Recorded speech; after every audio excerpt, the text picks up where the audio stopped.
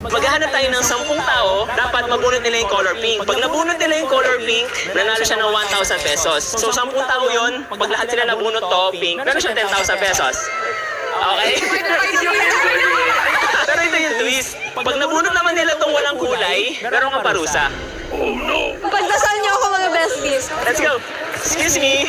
Excuse me, pwede ba kayo sumali sa video namin? Pag nabunot mo yung pink, mananalo siya ng 1,000 pesos. Pero pag nabunot mo yung walang color, pwede mo siyang parusahan. Ay! Okay, go! Bunot ka na, Gabi. Ay! 1,000 pesos! Okay! Wala, thank you ate. Thank you po. Ito guys, pangalawang bunot.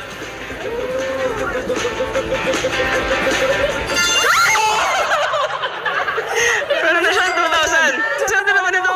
Meron na siyang 2,000 pesos! Oh my God! Sino naman kaya ang next? Gusto ko ito maparusahan eh. Pwede ba kayo sumali sa video namin? Ano pa alam mo?